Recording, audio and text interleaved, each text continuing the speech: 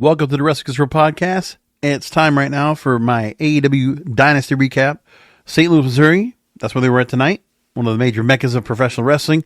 Sam Mushnick Country, as Jim Ross made a mention to it. Significant tonight for a couple different reasons. Yes, you can say that they definitely spoke a lot to diversity tonight because we had two people of color become new world champions. We could say that. Or Willow Nightingale becoming TBS champion. Swerve Strickland getting the AEW World Heavyweight Championship. We could talk about the fact that the significance of the second one. Swerve Strickland's win as AEW World Heavyweight Champion.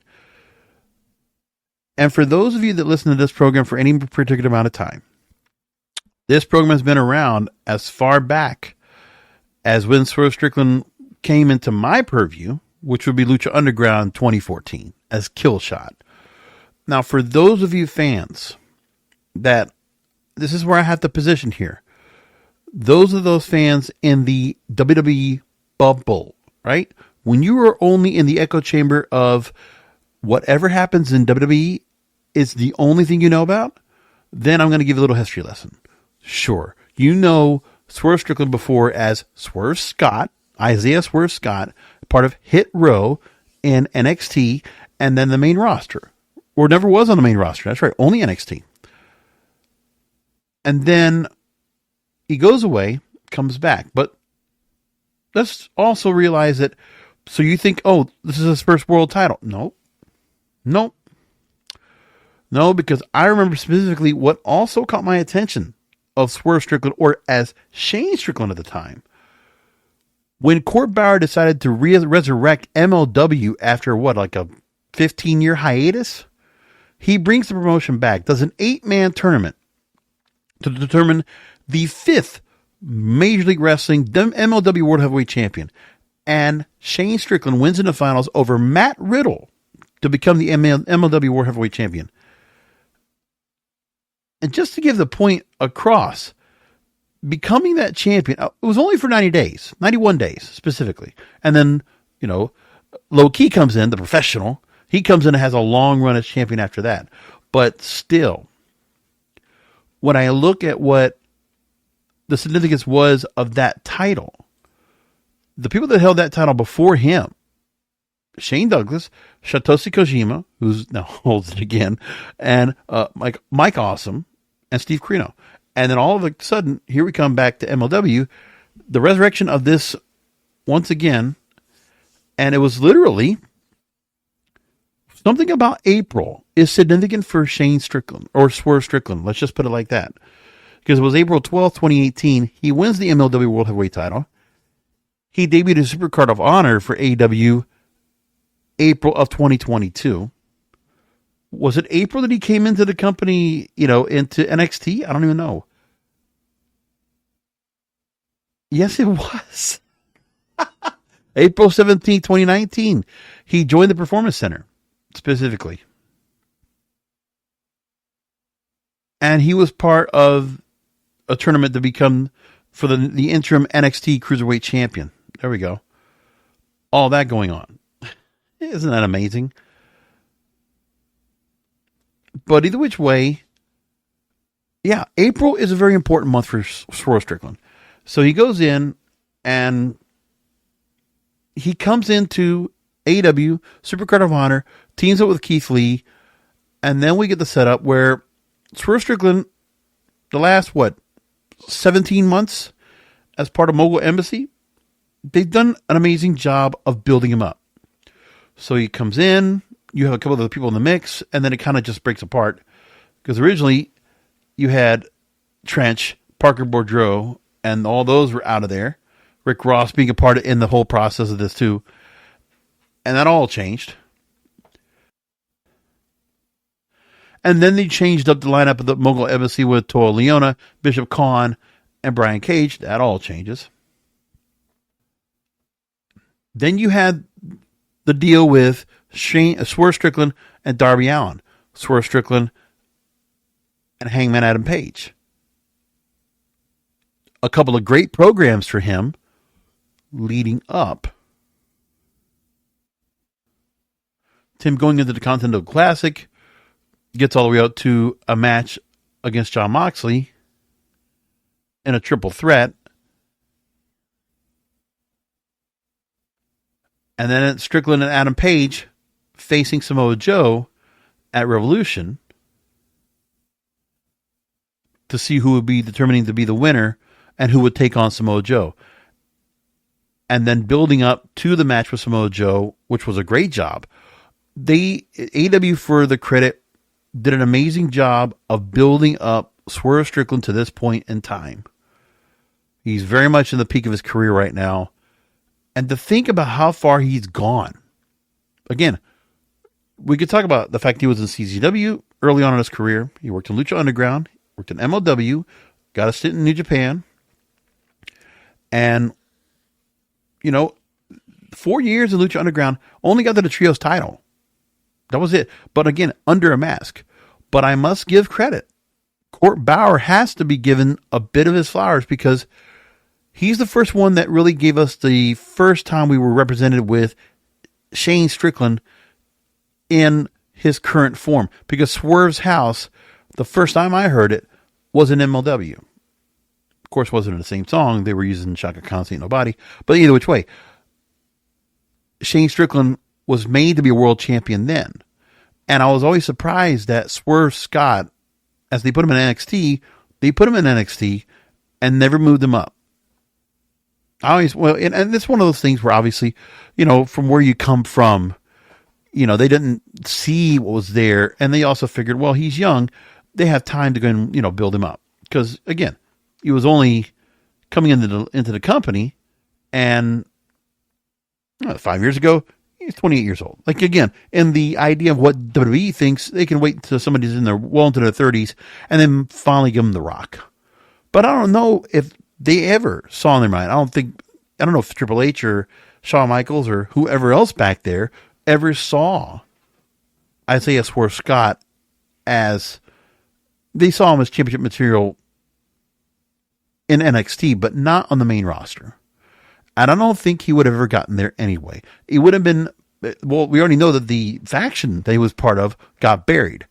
We also know that Swerve Scott was the reason that the faction even had any kind of legs to stand on. But that was it. And to think he delivered so well as Kill Shot under a mask, never really paid attention. And I missed the last part of his storyline where they found out he was a different character. And I didn't get the whole story of that. I never got to see the end of Lucha Underground to see when he got unmasked and became somebody else and left the temple altogether. But in his time, a couple of years, he's done very well. They have dispositioned him really well. He's been very strongly held up. Samoa Joe, okay, here's the thing. From MJF to Samoa Joe, to see that transition, it was a good thing to go and see where Samoa Joe, he's just a mainstay, okay? A veteran champion. You have him hold that belt for quite a bit of time. And such a strong champion, such a well-done champion anyway. Overall, remember, him upgrading, dropping the Ring of Honor World Television title to go up after the world champion.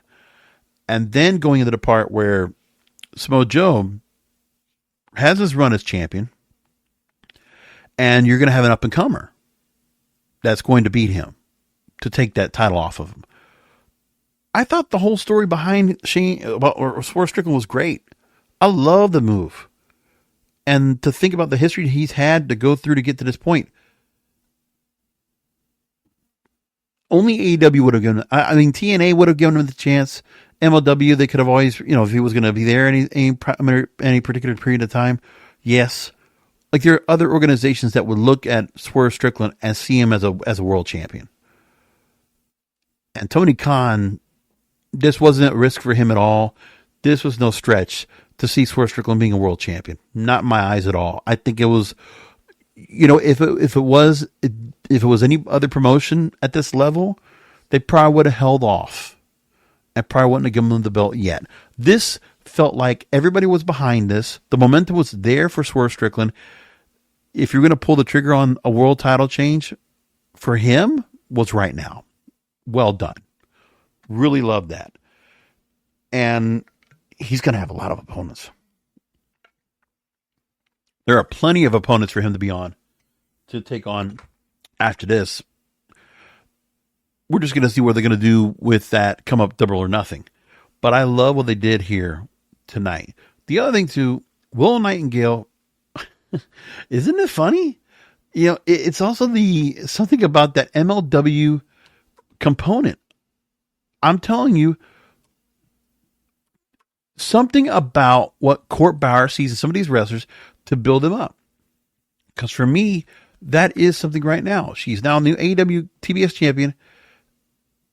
And so for Willow Nightingale, again, I go back to her. And the first time I recognized her was MLW. And that's where I saw her first.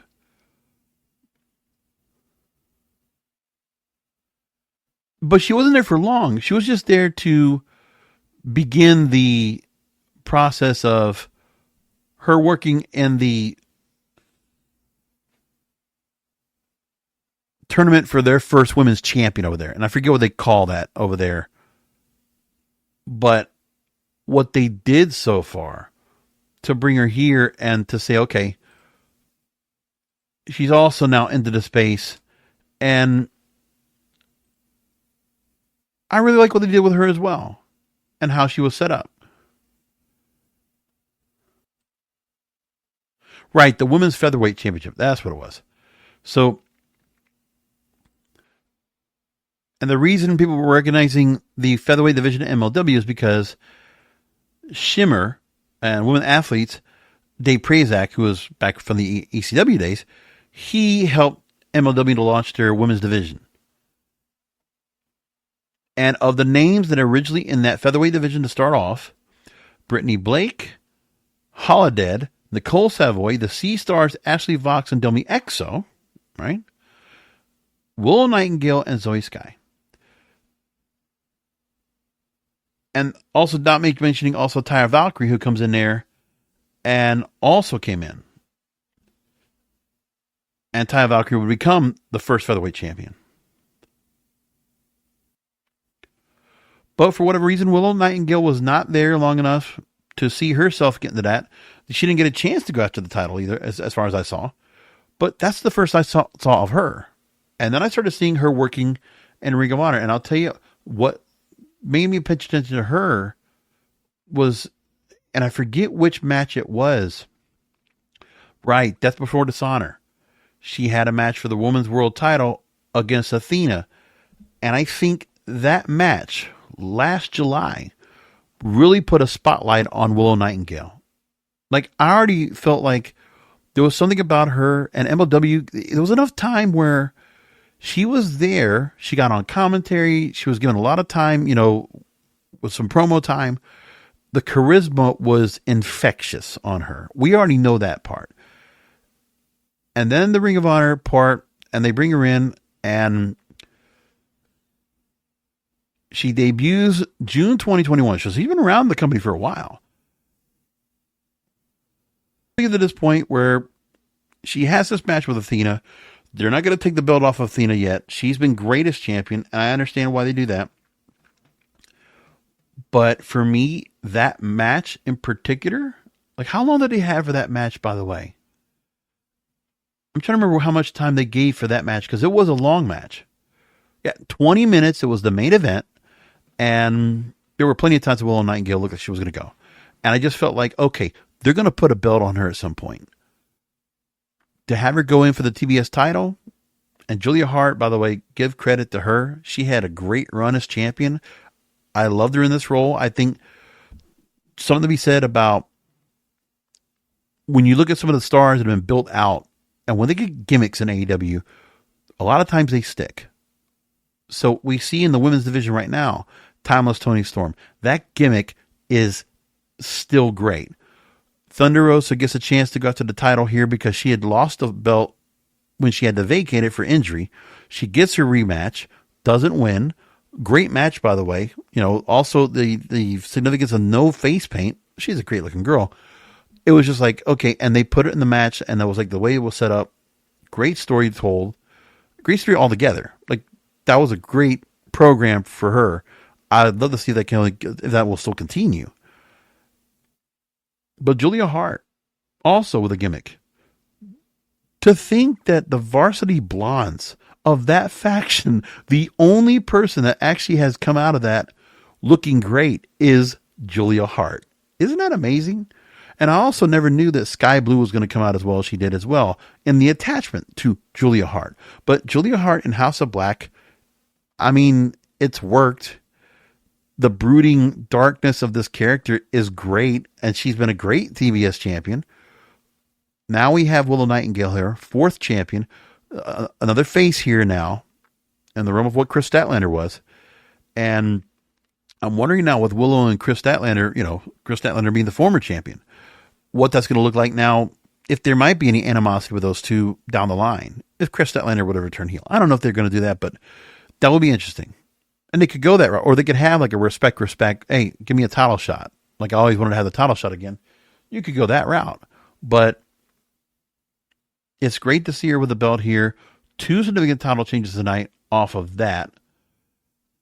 Otherwise, Bullet Club Gold combines, and now they have unified the trios titles from Ring of Honor, which were the World 6-Man Tag Team titles, along with the AEW World titles, the World Trios titles. So Bullet Club Gold holds it all. Bang, bang, gang, all gold. Good for them. You start off hot. You had 2 matches that were basically dream matches tonight. Just seriously, and I talked about last night when I recapped TNA Rebellion, TNA's importance of building storylines without titles. We had 2 matches significantly that had no titles on the line. And you could easily argue they were the 2 biggest matches of the night. Kazuchika Okada. Well, no. Kazuchika Okada was defending the AEW Continental title against Pac. 22 minutes of the match. These guys killed it. It was great. House of Black over Adam Copeland, Eddie Kingston, Mark Briscoe. Also killer match. Adam Copeland taking the loss. And we don't see much of the Mist these days, but the Mist being used for House of Black at this point, I like that point because of the fact that, Malakai Black hasn't used it a lot, but we know he still has it in the arsenal. So it's like, okay. And they make a point. Tony Schiavone made a point of oh yeah, he's been holding on. He was kind of stalling in the ring in the corner, and he was kind of goading Adam Copeland to come after him with a spear, and that's what happened. So the way they finished that match was great. You have a good, long, heralded storyline with Kyle O'Reilly and Roderick Strong, and I didn't think Roddy would lose the title here. I also think something's got to be said about Roddy Strong and Kyle O'Reilly evolving themselves, because they're not spring chickens anymore. They are not 2009 to 2014, 2015 Ring of Honor anymore. Those are different days, man. They are not running around like that. So they're at a pace. They fight tough. They definitely have a good story to tell in the ring. And I noticed that it's the veteranship of those 2 in the ring and what they bring to it. Obviously, Kyle O'Reilly coming back, great story to tell about the fact that it's been almost 2 years he was gone for injury. Didn't know if he was going to come back. They told that story well. And Roddy winning here was the right thing. The part with Wardlow kind of interfering inadvertently, that's got to be a story to tell if there's going to be a little bit of a breakup on that. Chris Jericho and Hook. Chris Jericho can't help himself but work with some of the younger stars and help build them up. So with Orange Cassidy, with Daniel Garcia, with Sammy Guevara, hopefully he can stop being in trouble. And now with Hook and the buildup that he has here to give the match, good long match, 16 minutes here. And Jericho kept hitting Judas Effect to try to keep him knocked down and had to use the bat to neutralize Hook. And now he becomes FTW champion. And, there's something about whoever holds the FTW title, some kind of an ECW attachment, I guess, sometimes with that too.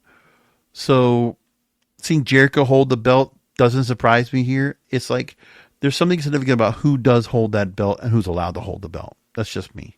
It's kind of like some kind of an ECW, attachment, something, some degrees of separation to bring that together.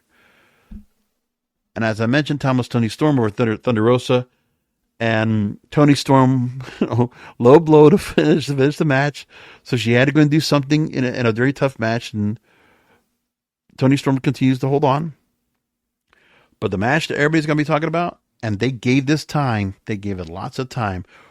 30 minutes plus, Will Ospreay, Bryan Danielson. If you would have given me the 60-minute draw, I'd have been happy. But I think what they did here, Will Ospreay gets the win. Yes, it's significant about the powerbomb that Danielson took.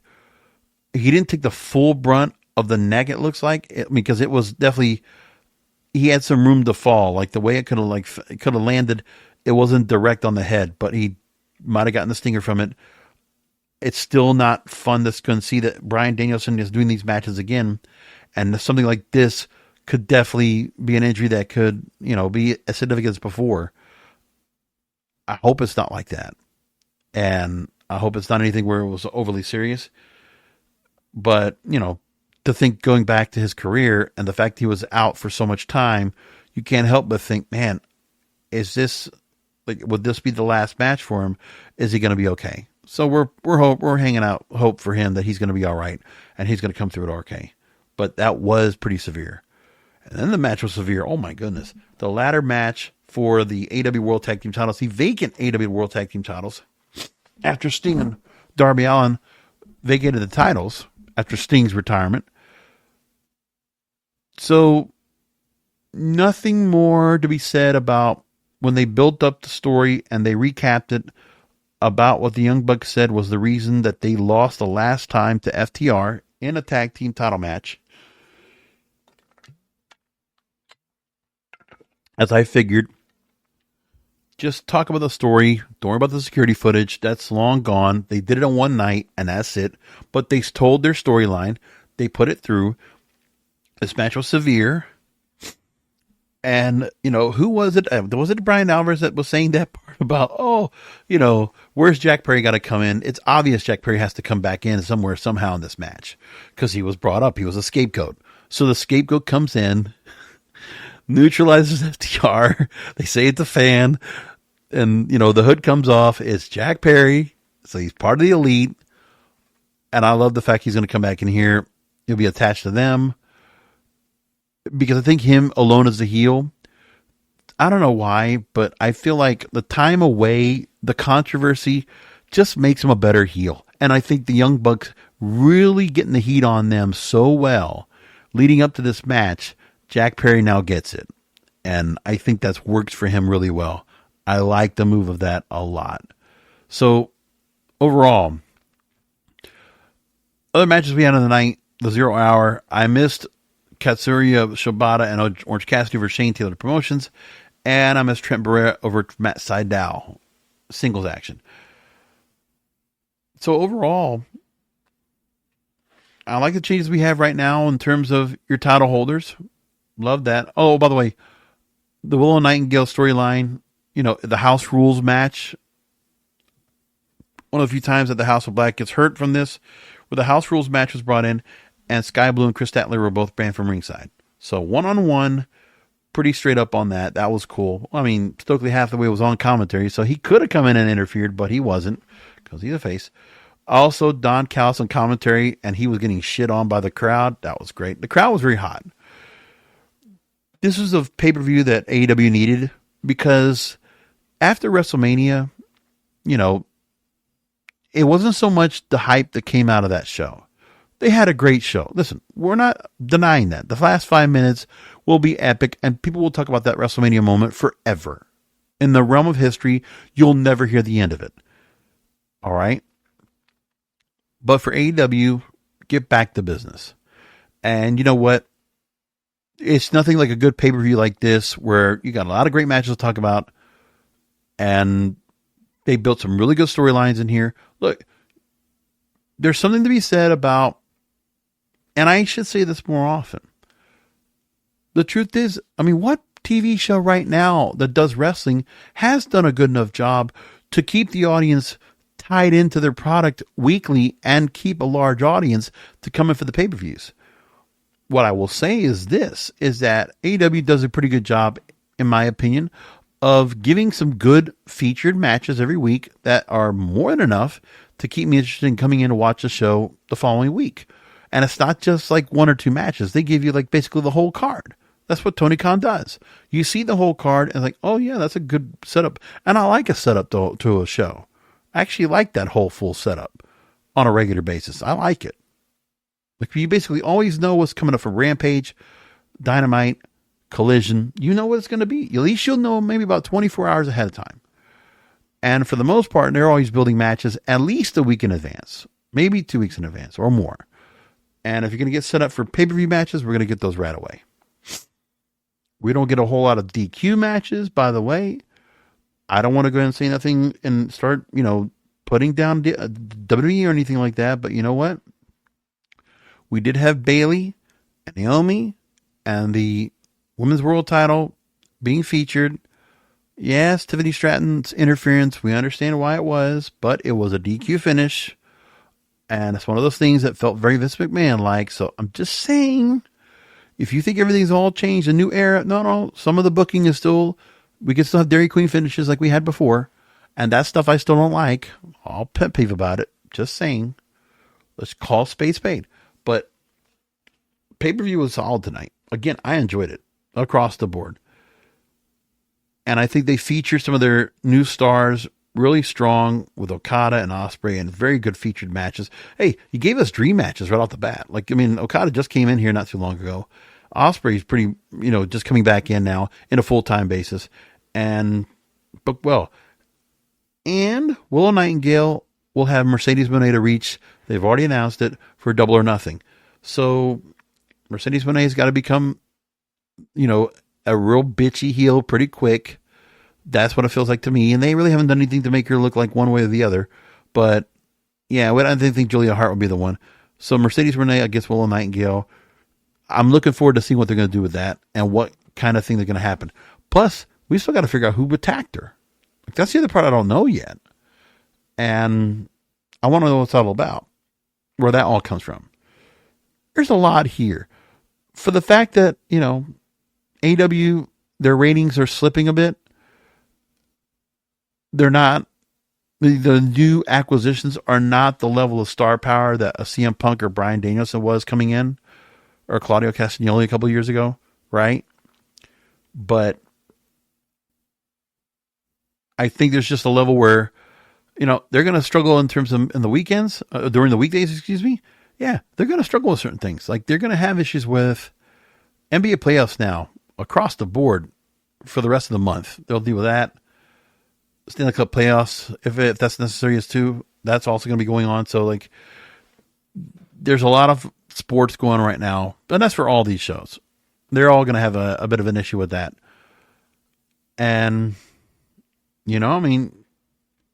I'm not sure what it is that is going on that's causing the drop off in ratings right now, to the fact that I've seen that the ratings dropped under 800,000 for Dynamite. I don't know if that's something to be overly concerned about yet, or what's causing the drop off. But they've definitely had a transition in stars and who's been put up there. I don't know what it's got to be, but they'll figure it out. I'm sure of that. And so far, AEW, TNA, they gave me 2 solid pay-per-views. I actually got the rest of MLW's War Chamber to finish up right now, which was pretty cool so far that I saw.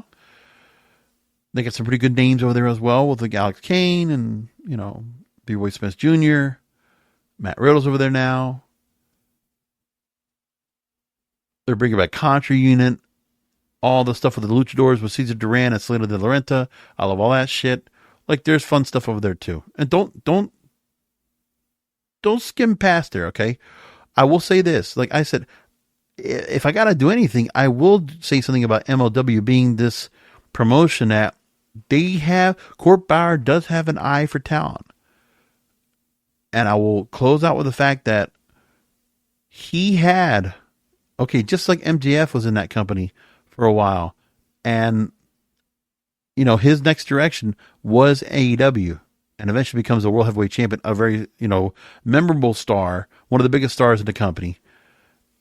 And then I look at Swerve Strickland, formerly Shane Strickland, former MLW World Heavyweight Champion, the 5th MLW World Heavyweight Champion, and Will Nightingale being involved in the Women's Featherweight Championship tournament and the time they had over there. And to think, man, there's something about those two. What is it that Court Bauer saw? And Tony Khan sees the same thing here. And they're both crowned champions tonight. That's wonderful news. Great to go and see that. So that's it. We're going to go and stop it here. Come back Wednesday. We'll obviously talk Raw and SmackDown and whatever goes on leading up to that, because we also got Backlash Fans coming up in 2 weeks. So we'll take a little time off for that. And come back this Wednesday for another Wrestling Observer podcast, because wrestling needs us.